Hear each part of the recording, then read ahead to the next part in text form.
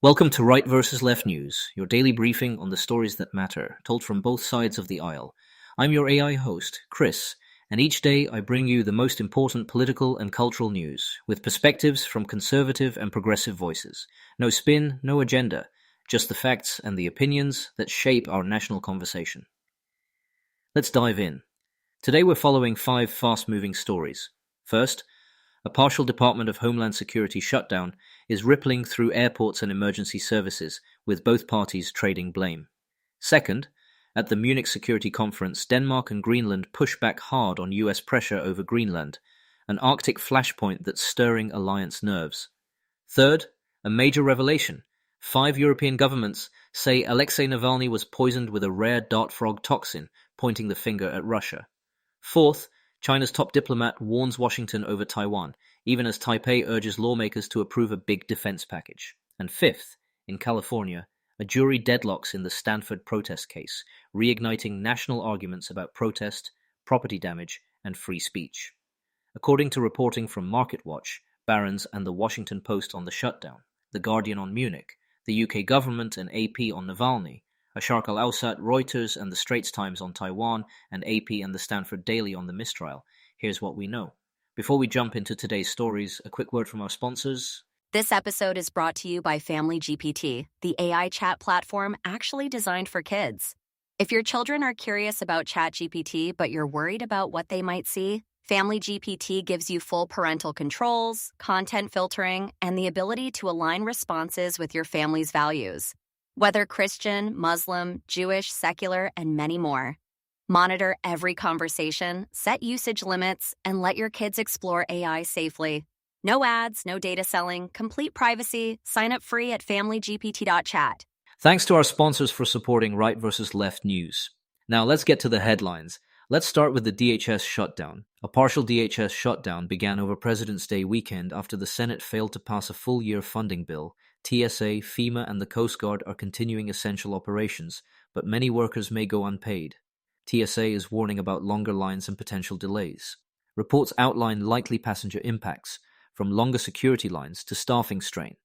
The funding gap stems from disputes over proposed limits on ICE operations following fatal incidents in Minneapolis. From the right, some conservative outlets frame the partial shutdown as a Democratic choice that endangers travelers, arguing Democrats rejected short-term funding to force ICE policy changes and should take responsibility for any airport chaos.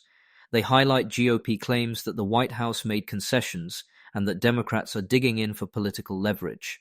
From the left, outlets emphasize Democrats' position that reforms, body cameras, clearer identification, limits on sensitive location arrests are necessary before backing more ICE money, especially since ICE and Border Patrol remain funded from earlier legislation. Democrats cast this as accountability, not defunding, and point to risks of continuing what they call heavy-handed enforcement. Next, Munich and a pushback over Greenland.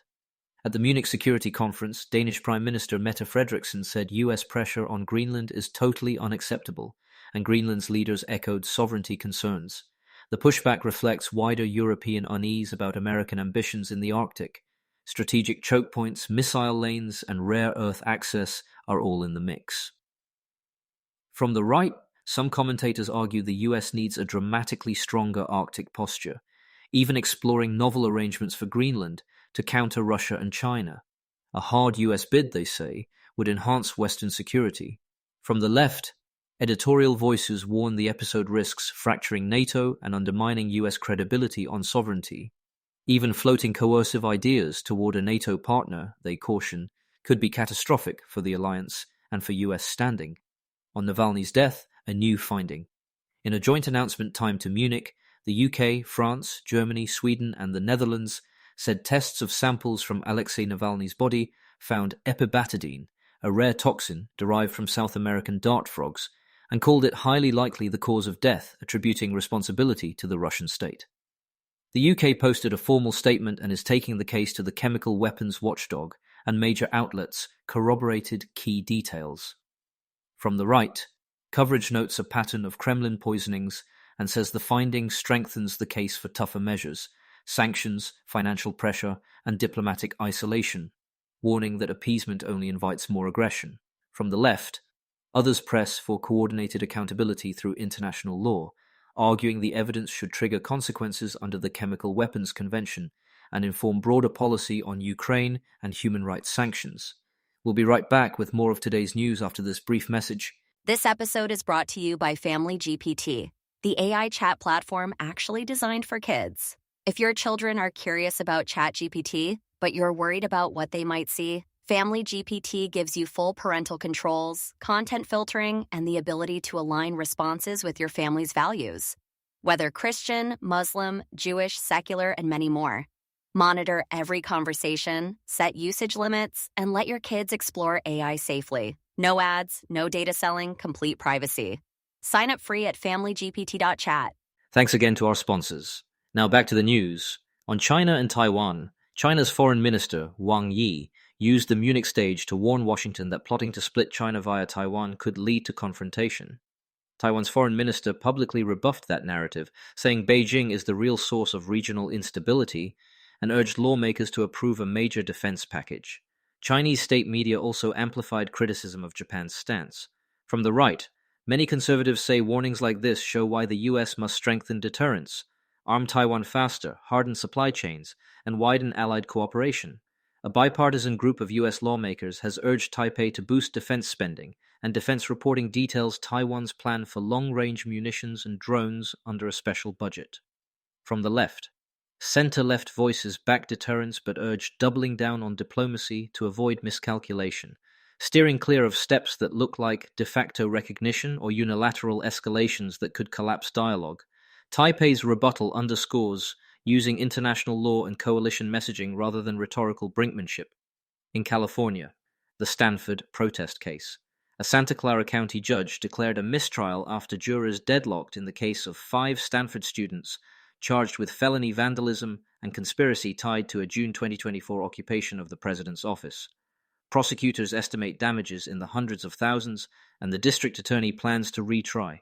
Local reporting details the split jury tallies and next steps. From the right, commentators emphasize that protest isn't a license to destroy property, arguing that felony charges and restitution are appropriate and that campus leaders should enforce bright lines against intimidation and vandalism. From the left, progressive coverage stresses free speech concerns and questions proportionality, asking whether charging decisions were political and whether universities should address protest contexts, not just damages. Quick recap. In Washington, a DHS shutdown tests traveler patience and partisan resolve. In Munich, Europe pushes back on US pressure over Greenland, while allies lay out explosive new findings on Navalny's poisoning. Across the Indo-Pacific, Beijing's warnings collide with Taipei's call for stronger defenses. And on campus, a mistrial keeps the protest and policing debate alive. We'll keep tracking each thread as new facts and new negotiations emerge. That's it for today's episode of Right versus Left News. Remember, understanding both sides isn't about picking a team, it's about being informed. Subscribe wherever you get your podcasts and join us tomorrow for another balanced look at the day's biggest stories. Until next time, stay curious and stay informed.